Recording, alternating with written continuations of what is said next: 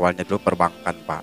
Iya, selesai dari sekolah SMA itu saya melewati tes di perbankan, salah satu BUMN yaitu itu. Oh, waktu itu ya. Iya, Setelah selesai setelah di selesai pendidikannya pendidikan SMA. Ya, berjalannya waktu saya berpikir sampai kapan sih saya bekerja selalu dengan kondisi dengan tamatan SLTA itu.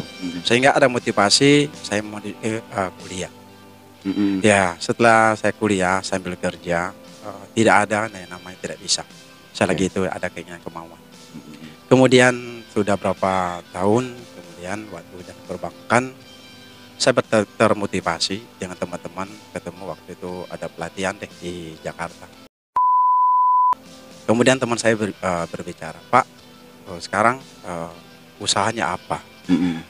Jadi setelah saya tentak di hati, oh saya masih karyawan. Oh iya, karena ditanya usahanya apa iya, ya waktu itu ya. Iya. Jadi termotivasi itu, oh saya ini karyawan ya. Oh bisa nggak sih saya sebagai karyawan membuat jadi usahawan gitu. Karena saya belajar, baca buku, tanyangi teman, datangi guru. Ternyata tidak ada standarnya, tidak ada yang namanya tidak bisa dan tidak boleh. Seorang karyawan bisa menjadi, coba-coba deh membuka suatu usaha. Sejak tanggal 1 Januari 2015 saya terpikir saya resign dari perbankan. Yaitu saya jual goreng, Pak. Oke. Ya. Jadi begitu dari perbankan jualan goreng. Iya, saya jual goreng. Artinya saya jualan goreng ini bukan saya memproduksi goreng, saya jual gorengnya, bukan. Saya membuat bisnis goreng waktu itu. Ya, bisnis goreng saya buat itu adalah untuk modal saya membuat LPK Barokah. Ya, LPK Barokah ini saya ambil ke lembaga pelatihan kerja. Karena saya misinya untuk merekrut dan membantu masyarakat luas, terkhususnya orang terdekat dengan diri saya. Gimana caranya biar mereka ini tidak ada yang namanya pengangguran. Itu misi awal. Visi dan misinya ya. Iya. Artinya bagaimana caranya menciptakan lapangan kerja di Bengkulu, yang tadinya ya di kota Bengkulu lah ya, di cikal bakalnya. Untuk mengurangi angka pengangguran di kota Bengkulu. Tahun berapa itu? Itu tanggal 29 Januari 2015. 2015. Ya. Saya menjual goreng itu saya bangun, Pak. Saya pinjem kalau nggak salah kur, Pak, kur perbankan. Di mana? Di tempat jualannya itu? Tempat jualannya ada 10 tempat, Pak. Iya. Jadi saya mempunyai gerobak itu 10, Pak. 10 gerobak. 10 gerobak. Dengan modal 25 juta pinjaman kur awalnya. Jadi saya berpikir begini, jika saya membuat 10 gerobak, akan tetapi saya biayakan semuanya gerobak ini, tetapi saya diberi profit per harinya. Nah, gimana cara teknis saya buat? Saya bangun, saya komunikasi sama pihak-pihak mebel, saya minta buatkan gerobak, waktu itu masih 1.200.000 satu gerobak. Satu gerobaknya. Jadi plus isinya ada kompor, ada gas, ada minyak 5 liter saya buat, ada kualinya dan lain sebagainya. Sehingga teman saya yang mau berjualan mereka siap jual. Ya, satu gerobak semuanya fix. Waktu itu modal saya itu cuma 2 juta. 2 juta ya. Dikali 10 gerobak, artinya 20 juta saya bangun. Berarti mempunyai 10 karyawan ya? 10 karyawan, Pak. 10 karyawan. Ya. Dan mungkin kalau dia ada pembantunya ya. Karena mungkin karyawannya kan tidak satu dalam satu gerobak. Biasanya ada 2 mereka. Ada 2. Iya. Itu tetap tanggung jawab dari Bang Rupianto? Tidak, saya tanggung jawab itu satu orang. Satu orang. Yang SPK sama saya. SPK itu surat perjanjian kontrak kerja. Menyatakan mereka berjualan goreng selama 11 bulan. Oke, tadinya ketika jualan goreng memang niatnya hanya sekedar batu loncatan dengan cita-cita untuk menjadi seorang pengusaha jasa itu, atau memang masih mentok di bisnis itu saja, belum ada terpikir untuk awalnya saya awalnya sih karena terkendala dengan modal, Pak. Ya, dengan adanya saya bisnis goreng ini, mudah-mudahan saya tercapai membuat suatu usaha. Nah, yaitu awalnya yayasan ini sudah ada terbentuk di pikiran. Cuman belum terrealisasi karena terbentuk dengan keuangan. Ya, Berarti jual goreng itu ada juga keinginan kali ini untuk cari modal mewujudkan usaha itu ya awalnya. Saya melakukan bisnis goreng itu selama 11 bulan, Pak. Oke. Ya, karena 11 bulan hitungannya, karena hitungan bisnis, modal sebesar 20 juta. Ya, modal 20 juta dengan keuntungan itu mencapai 15 juta satu bulan, Pak. Per bulannya. Iya, dari total keseluruhan gerobak itu. Gerobak itu. Jadi di 11 bulan stop. Mereka. Kenapa mesti 11 bulan? Karena di 11 bulan saya stop. Karena bukan gulung tikar. Bukan karena sekali. Ada loncatan bisnis yang lain. Tidak sama sekali. Atau sudah cukup modal buat bangun bisnis yang lain. Iya, salah satunya dasarnya sudah dapat. Karena saya putar untuk mulanya pembuat yayasan itu modal 100 juta, Pak. Ya, alhamdulillah sudah bisa buat izin per kantor biarpun sedikit kecil dan mobilisasi dan lain sebagainya. Oke. Ketika selesai gorengan langsung ke LPK. Iya, Pak. Langsung ke LPK. Karena submodal sudah ada sedikit. Kenapa tidak lanjut yang gorengan kemudian buka cabang yang LPK juga, ibaratnya diversifikasi bisnis lah gitu kan? Sebenarnya sempat berpikir waktu pembuatan diterusin untuk bisnis gorengnya, karena suatu bisnis yang saya buat mereka ini paling lama 1 tahun. Mereka sering berubah pikiran. Karena saya mendidik mereka tidak bisa seperti perkantoran. Saya door to door mau mendidik, terkadang terkendala cuaca dan lain sebagainya alasan mereka, sehingga saya putuskan kontrak pada mereka. Oke. Dan tidak dilanjutkan. Tapi memang dari awalnya ini batu loncatan untuk memajukan usaha baru. Oke, ketika sudah ke LPK Barokah, strategi awalnya apakah memang sudah dibangun dari pada saat jualan goreng, atau ketika sudah dapat modal baru membangun bisnis itu, atau seperti apa? Selama bisnis goreng sebenarnya struktural di yayasan ini sudah kita oret di buku, Pak. Oh iya, memang sudah disiapkan ya. Sudah oret di buku, sudah hitung-hitungan, tinggal tunggu pendanaan lagi gitu kan. Setelah pendanaan sudah ada, langsung saya action waktu itu. Oke, langkah awal waktu di LPK Barokah? Langkah awal saya membuat di LPK Barokah, mulanya saya membeli mobil 1 unit. 1 unit. Iya. Dengan modal yang dibutuhkan 100 juta. Iya, Pak. Ya, itu total keseluruhan modal 100 juta. Total keseluruhan. Dari artinya modal awal di LPK tidak ada suntikan dana lain. Tidak ada. Murni dari hasil bisnis pertama tadi. Murni. Oke. Ya. Butuh 1 mobil. Lalu? Kemudian butuh 1 mobil saya menyewa kontrak kantor. Ya, dengan nilai 25 juta 1 tahun. Ya, kemudian saya beli Sapras namanya, Pak.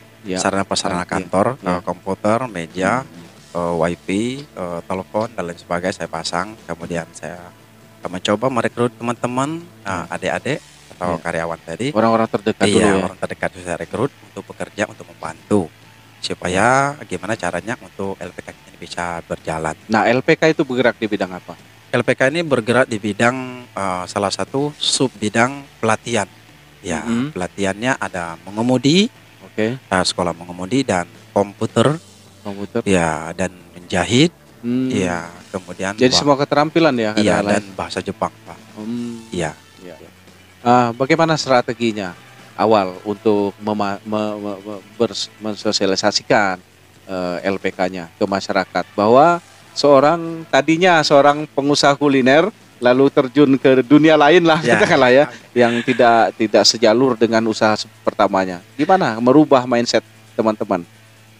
Akan merubah pendapat teman-teman yang tadinya dikenal Rupianto Goreng, lalu kemudian berubah menjadi bisnis LPK.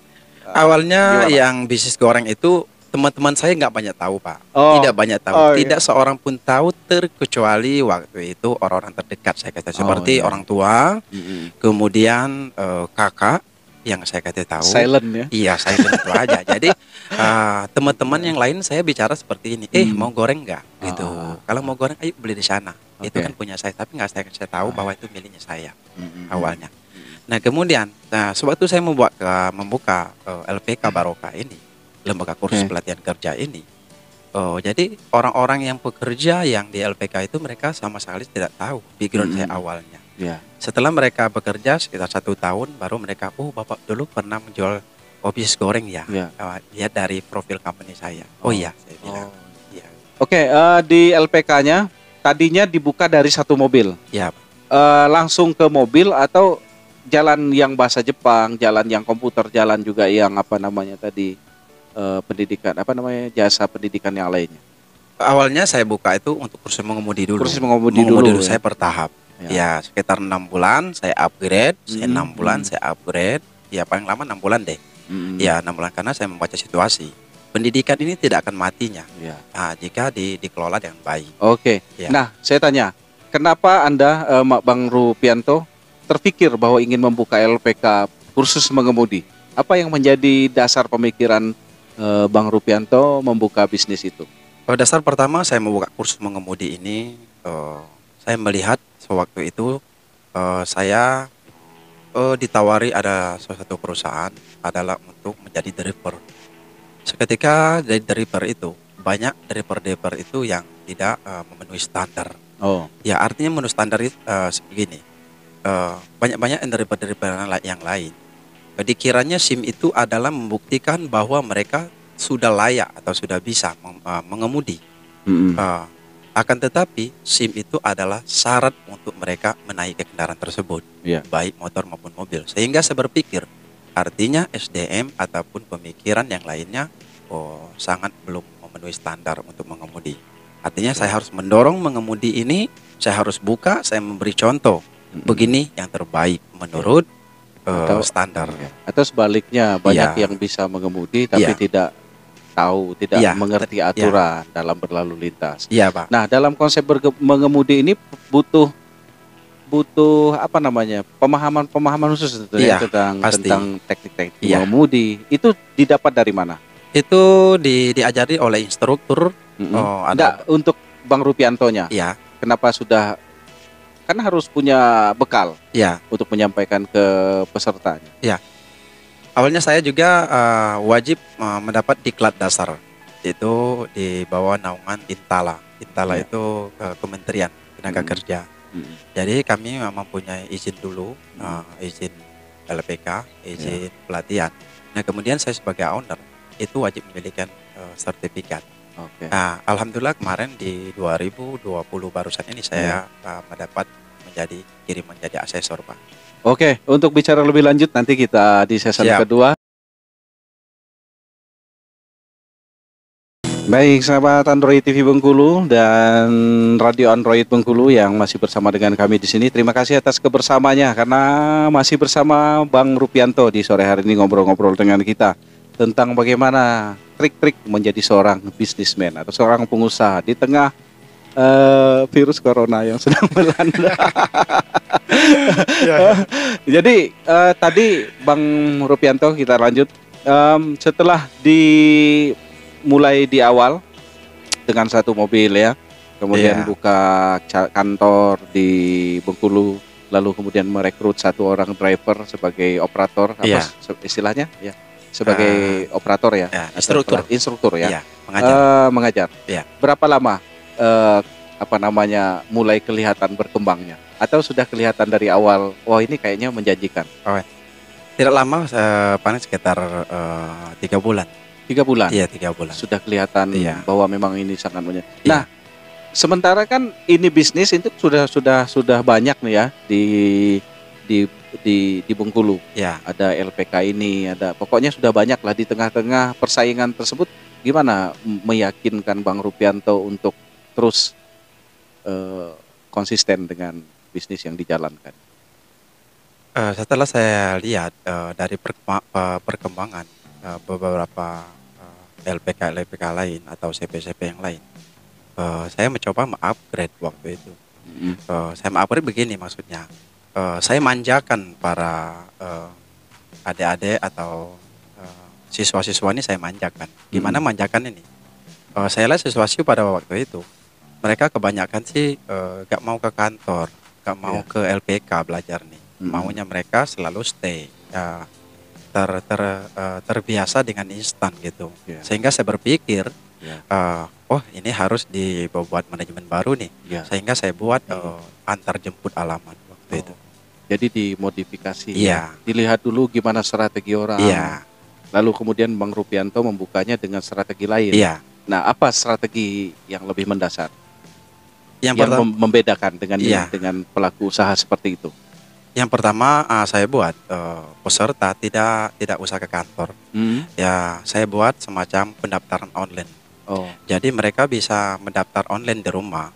Namanya, nicknya, nama KTP dan nomor handphonenya. Jadi pihak staf kita di kantor, mereka bisa melihat data-data mereka mendaftar secara online.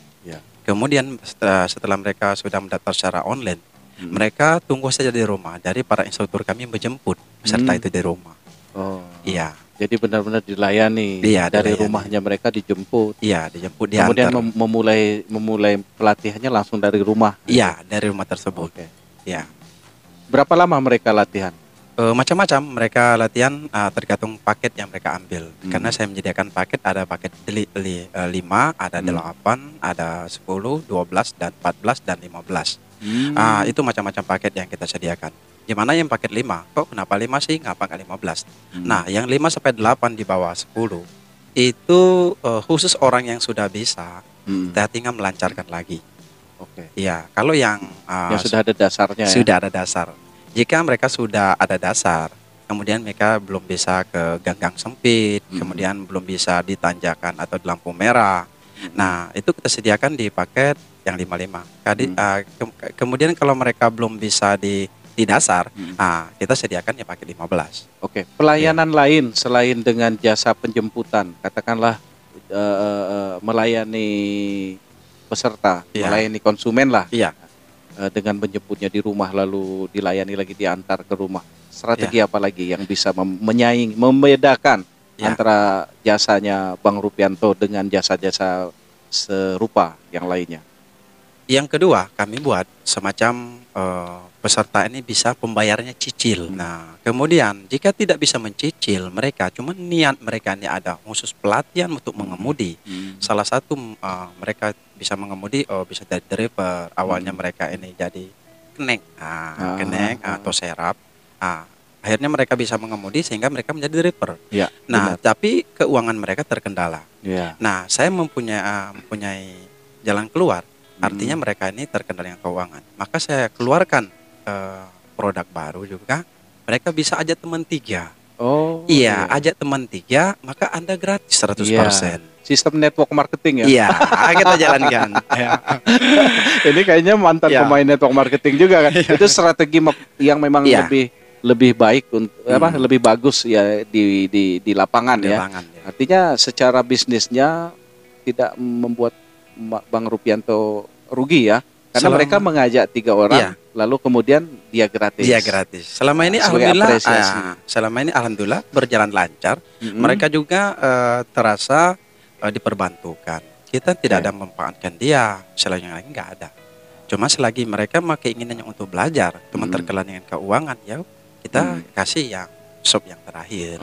Ya, mereka ajak 3, mereka gratis 100%. Bahkan kita pernah membuat program 70 orang itu gratis 100%.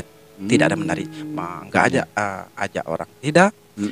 Cuma gimana dengan apa hal yang seperti itu? Dari mana dapat? Kan namanya bisnis kan tentunya kan income yang kita menjadi target kita. Nah, yang seperti itu? Yang terakhir itu saya berpikir begini.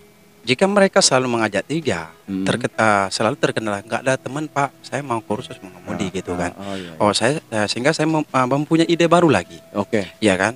Tidak kehabisan ide. Iya, kita nggak. Yang penting mereka ada niat. Ada niat. Jadi kita membuat produk baru gini. Silakan pada adik-adik, khususnya masyarakat Provinsi Bengkulu, terkhusus lagi Kota Bengkulu, yang berminat untuk kursus mengemudi cuma terkendala keuangan atau teman nggak ada, silakan ajukan persyaratannya, KTP, KK, dan ijazah terakhir. Nah, untuk syaratnya. Nah, nanti di kantor kita di LPK Barokah, kami mempunyai auditor, audit. Jadi berkas mereka benar-benar mereka tidak mampu. Ya, rumahnya tidak berpagar, kemudian motornya kalau dari 4 keluarga di rumah, motornya cuma 1, kan artinya mereka tidak layak dibantu, secara ekonominya. Maka mereka tidak mampu, alhamdulillah barokah mampu gitu, ya kan? Maka kami memberi kebijakan untuk mencari keberkahan. Iya, keberkahan itu, ya kan? Sesuai dengan nama ya. Iya, alhamdulillah kami jalankan pada waktu itu 3 bulan. Bulan keempat kami tidak terlayani itu Pak, tidak terlayani. Bahwa dari 70 orang tadi masing-masing sepertinya saya tidak pernah memberatkan mereka. Oh, nanti seketika kamu sudah bisa kursus mengemudi, kamu kasih tahu sama teman ya, kursus mengemudi di sini bahwa kamu gratis. Tidak pernah sama sekali. Saya ikhlas kok. Tapi pada dasarnya Allah lain. Ya, mungkin mereka bercerita, oh bisa mengemudi di mana ya, di LPK Barokah. Sehingga bulan keempat, bulan kelima, bulan keenam, 3 bulan dan selanjutnya kami banjir orderan. Iya. Nyampai 300 Pak. Oke. Yang 70-nya gratis. Setelah itu 300 bayar. Iya. Nah, itu berarti niatannya memang untuk membantu atau itu strategi marketing? Itu sebenarnya awalnya membantu. Iya, membantu. Efek membantu. Ya. Jadi benar ya apa yang diajarkan oleh agama, barangkali juga agama manapun, bahwa sebenarnya efek dari membantu itu keberkahannya pasti ada. Itulah makanya namanya LPK Barokah. Terbukti bahwa keberkahan kalau kita meringankan pekerjaan, meringankan urusan orang, maka kita juga akan mendapatkan sesuatu yang bahkan lebih dari harapan kita ya. Iya, alhamdulillah. Dengan adanya nyanyian baik, insya Allah Allah membuka. Terbukti 300 setelah itu bayar semua. Bayar semua Pak. Oke. 3 bulan sudah mulai buka cabang. Iya Pak, alhamdulillah. Masih dalam wilayah Kota Bengkulu. Masih dalam wilayah Kota Bengkulu awalnya. Jadi saya membuka satu cabang juga waktu itu di jalan waktu usaha ada Lingkar Barat. Ya, saya buka cabang itu karena kita mau memulai usaha yang baru. Karena baru 3 bulan kita membuka cabang. Saya tidak pernah membuka satu membangun kantor baru, tidak.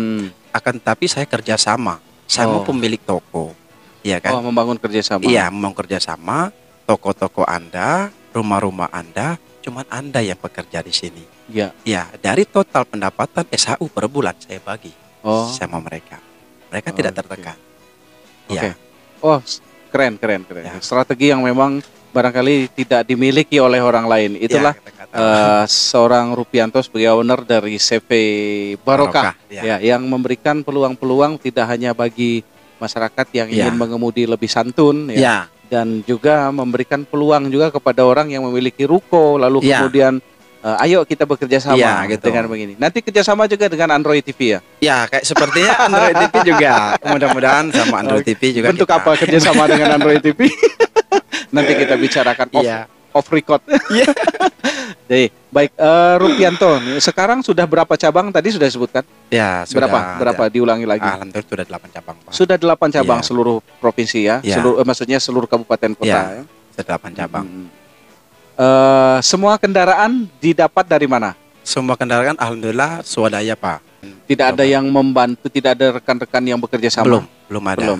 Cuman ada beberapa rekan setelah mereka melihat track recordnya, ada beberapa teman awalnya mereka mencemooh, sehingga mereka menarik diri untuk bergabung awalnya. Ya, saya pikir gini aja, setelah ada lihat penghasilannya, ya siapapun mau, bukan Anda sendiri gitu kan. Misalkan titip mobil gitu ya? Ada yang demikian ya. Ada. Kita ke teknis. Ya. Apa keunggulan teknis dari Rupianto ini di dalam melayani peserta pelatihannya? Kita fokus dulu sekarang ke mobil ya. Iya Pak. Ke training driver, pelatihan mengemudi. Gimana yang membedakan? Yang membuat mereka nyaman, yang membuat mereka para peserta itu merasa bahwa oh ini lebih unggul nih. Oh ini memang enak ini di LPK Barokah. Ya. Sebenarnya di tingkat pelayanan Pak, tidak ada lain. Mobil sama kok, Avanza, Calya, Agya sama kok sebenarnya.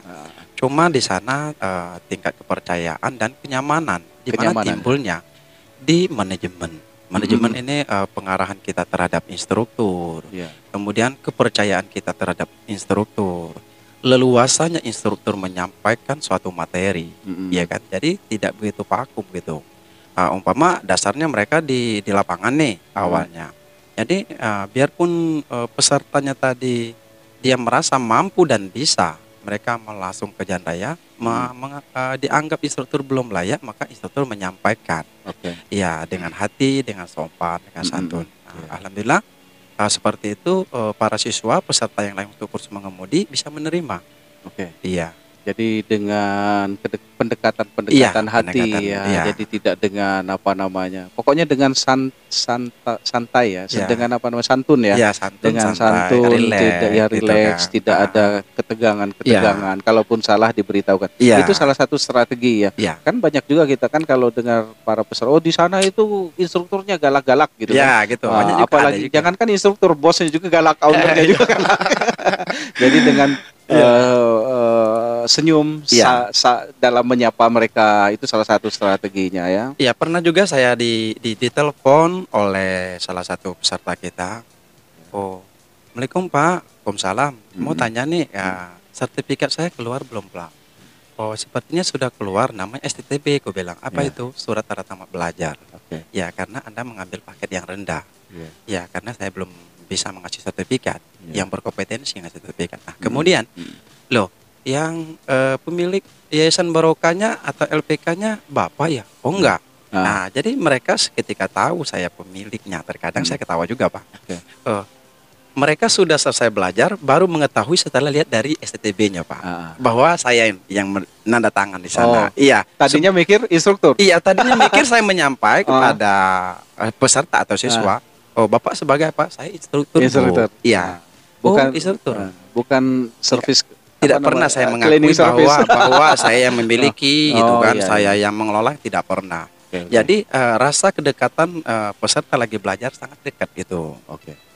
Dilayani sangat dekat.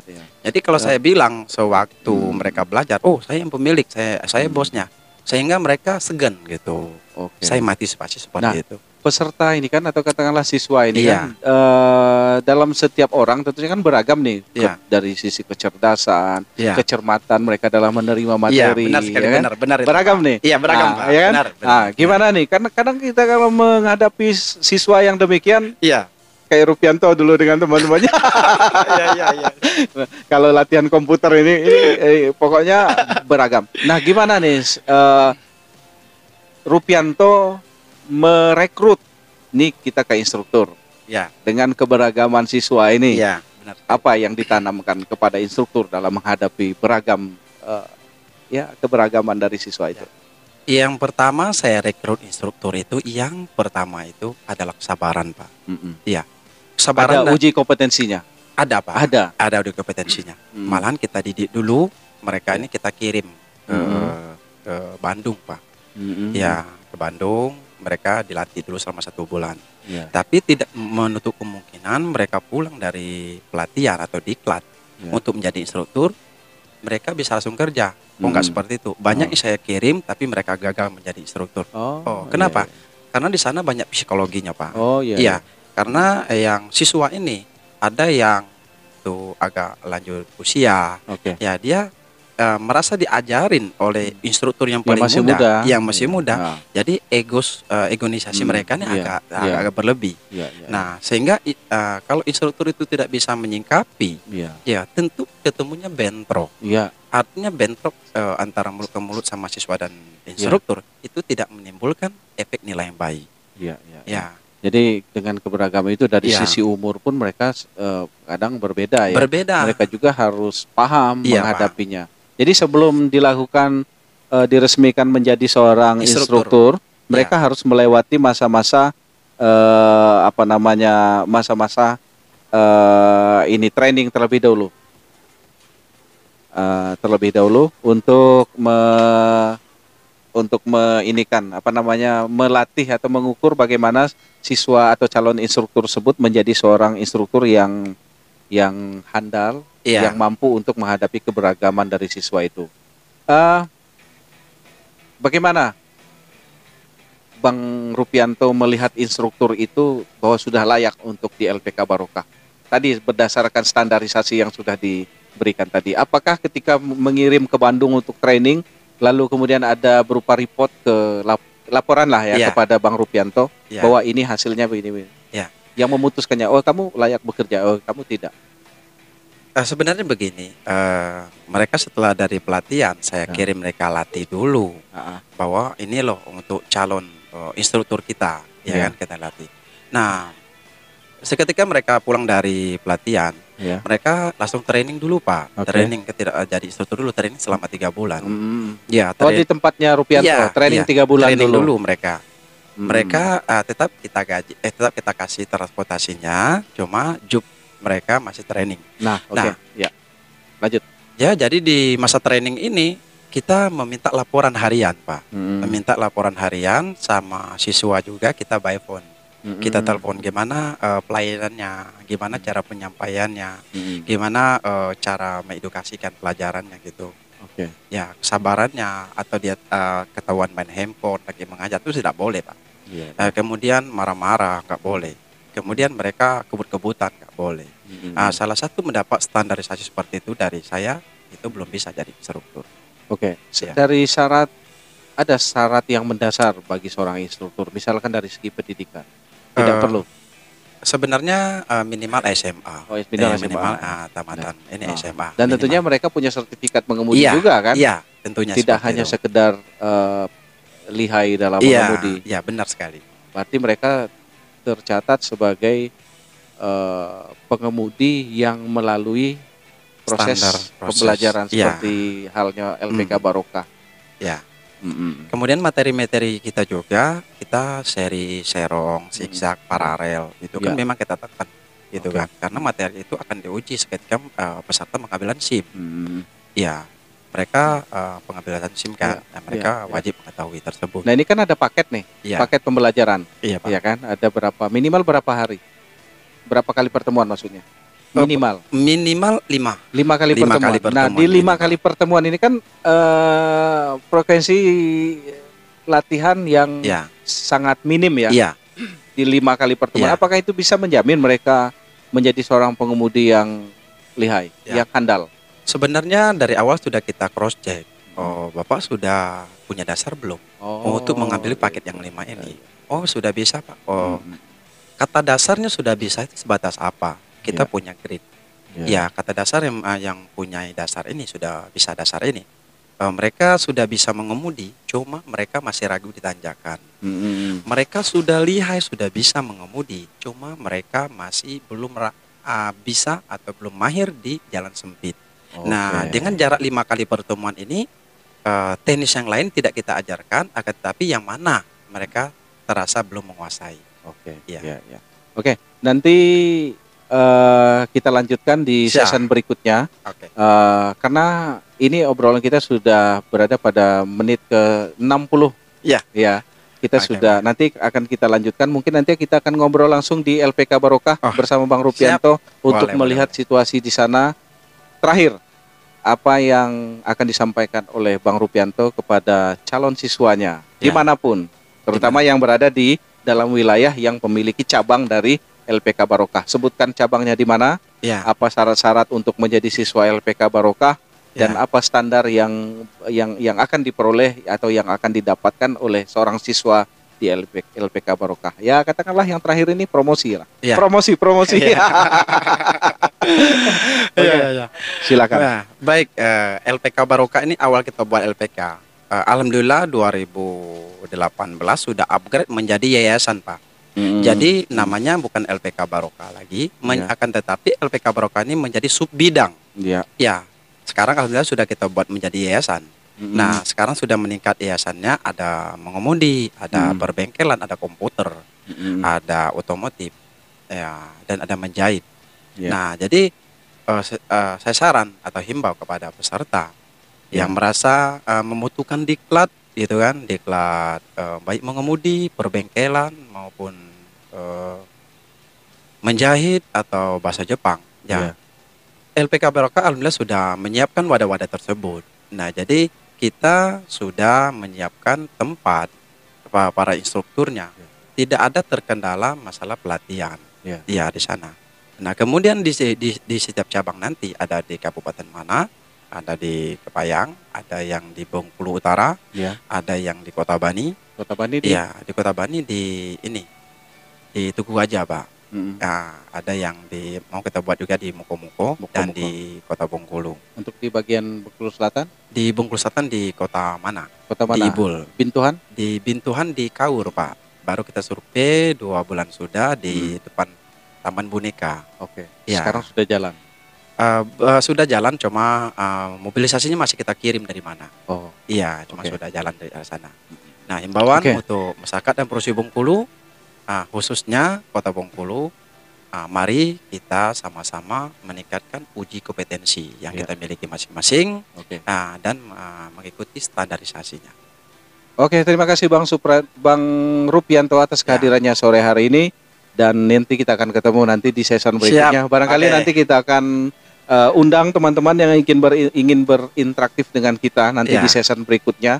Nanti kita akan informasikan, dan ini pertemuan awal kita di Radio Android Bengkulu dan Android TV Bengkulu. Saya sangat terima kasih diundang dari Android TV Bengkulu. Nanti kita sama-sama menyaksikan live atau kita share kepada teman-teman yang lain. Mudah-mudahan dari adanya siaran ini kita bisa melihat program-program yang ada di Provinsi Bengkulu. Baik, terima kasih Bang Rupianto sekali lagi. Sukses selalu untuk bisnisnya, dan mohon dukungannya juga kepada teman-teman di LPK Barokah terhadap Android TV Bengkulu.